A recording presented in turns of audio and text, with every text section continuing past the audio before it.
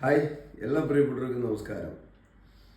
ഓരോ മനുഷ്യൻ്റെ ജീവിതത്തിലും പലതരത്തിലാണ് മാനസിക സമ്മർദ്ദങ്ങൾ നേരിടേണ്ടി വരുന്നത്. ഓരോരുത്തരുടെയും ജീവിത സാഹചര്യങ്ങളിൽ അനുഭവിക്കുന്ന വേദനകൾ വ്യത്യസ്തമാണ്. ചിലരുടെ ജീവിതത്തിൽ നേരിടേണ്ടി വരുന്ന മാനസിക സമ്മർദ്ദങ്ങൾ അവർക്കുണ്ടാകുന്ന അവമാനങ്ങളിലും നിന്ദകളിലും പരിഹാസങ്ങളിലും കൂടെയാണ്. നമുക്കറിയാം, നമ്മുടെ ചുറ്റുപാടും എപ്പോഴും നമുക്ക് അനുകൂലമായിരിക്കത്തില്ല, എല്ലാവരും നമുക്ക് അനുകൂലമായിരിക്കത്തില്ല. നമ്മൾ എത്ര നല്ല കാര്യങ്ങൾ ചെയ്താലും എല്ലാവരും നമ്മളെ സപ്പോർട്ട് ചെയ്യണമെന്നില്ല. എത്ര ദോഷമായ കാര്യങ്ങൾ ചെയ്താലും എല്ലാവരും നമ്മളെ അത് കാരണം ദുഷിക്കണമെന്നുമില്ല. നല്ലതിനും തിന്മയ്ക്കും സപ്പോർട്ട് ഈ നാം ആയിരിക്കുന്ന ഭൂമിയിൽ നിന്ന് ഉണ്ടാകും.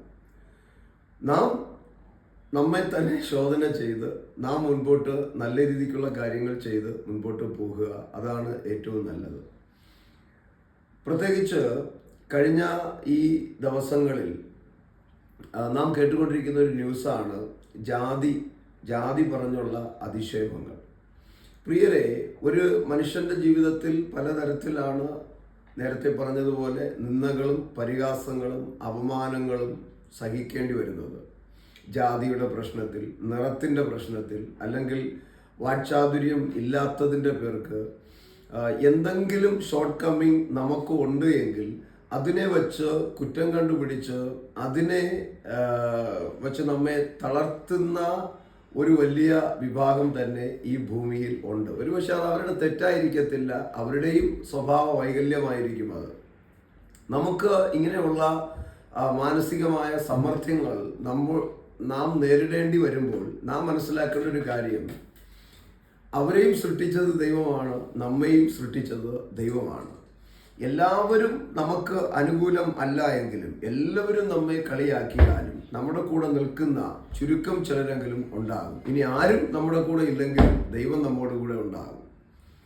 ബൈബിളിൽ തന്നെ പറയുന്നുണ്ട്, മോശയോട് ദൈവം പറഞ്ഞത് ഇങ്ങനെയാണ്. അതിന് യഹോവ അവനോട്, മനുഷ്യന് വായു കൊടുത്തത് ആര്? അല്ല, ഊമനെയും ചെകിടനെയും കാഴ്ചയുള്ളവനെയും കുരുടനെയും ഉണ്ടാക്കിയത് ആർ? യഹോവയായ ഞാനല്ലയോ? ശ്രദ്ധിക്കുക, ഈ ഭൂമിയിൽ എല്ലാ മനുഷ്യനെയും സൃഷ്ടിച്ചത് ദൈവമാണ്. എല്ലാ ജീവജാലങ്ങളെയും സൃഷ്ടിച്ചത് ദൈവമാണ്. നമ്മെ കാണുമ്പോൾ മറ്റു ചിലർക്ക് സൗന്ദര്യമില്ല എന്ന് തോന്നുമ്പോൾ നമ്മുടെ സൗന്ദര്യം ആസ്വദിക്കുന്ന ചിലരുമുണ്ട്.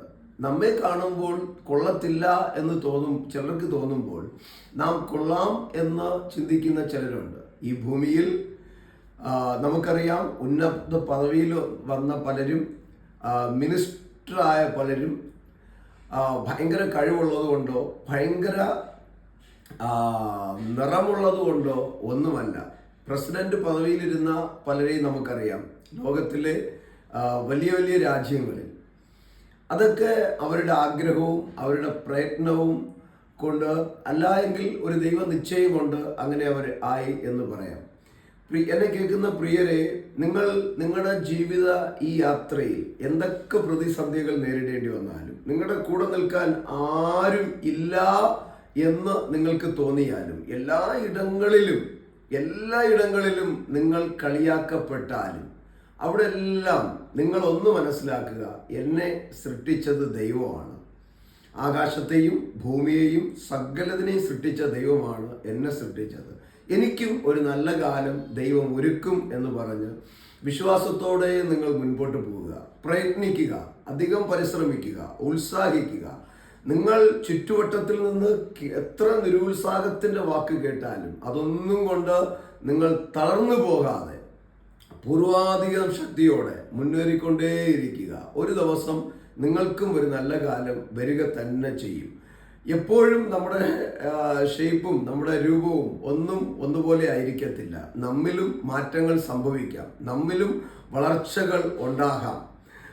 പണ്ട് എന്നെയും കുരങ്ങനെന്ന് വിളിച്ചും മറ്റ് പലതരത്തിലും വിളിച്ച് കളിയാക്കിയ ഒരുപാട് പേരുണ്ട്. ചിലപ്പോൾ ഈ ഷേപ്പൊക്കെ ഇങ്ങനെ ഇരിക്കുന്നത് കൊണ്ടായിരിക്കും.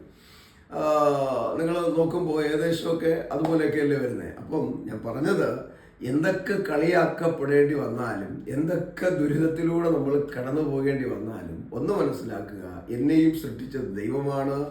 ഈ ഭൂമിയിൽ അംഗവൈകല്യമുള്ളവരെയും ഇല്ലാത്തവരെയും എല്ലാവരെയും സൃഷ്ടിച്ച ദൈവത്തിന് മുഖപക്ഷമില്ല. എല്ലാവരെയും ദൈവം സ്നേഹിക്കുന്നു.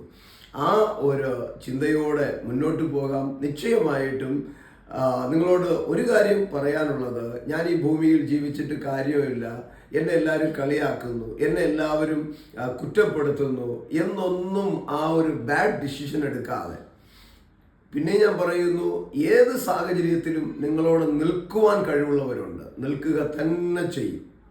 സോ അതുകൊണ്ട് ഞാൻ എന്തിന് ജീവിക്കുന്നു എന്ന് ആത്മഹത്യയിലോട്ട് വരെ പോയവരുണ്ട്. അതൊന്നും എടുക്കാതെ എനിക്ക് എൻ്റെ ജീവിത സാഹചര്യങ്ങൾ മാറും, ഞാൻ ജീവിച്ച് കാണിക്കും, ഞാൻ നന്നാകും എന്ന നല്ല ലക്ഷ്യത്തോടെ മുന്നോട്ട് പോകുക. ദൈവം നിങ്ങളെ സഹായിക്കും. God bless you.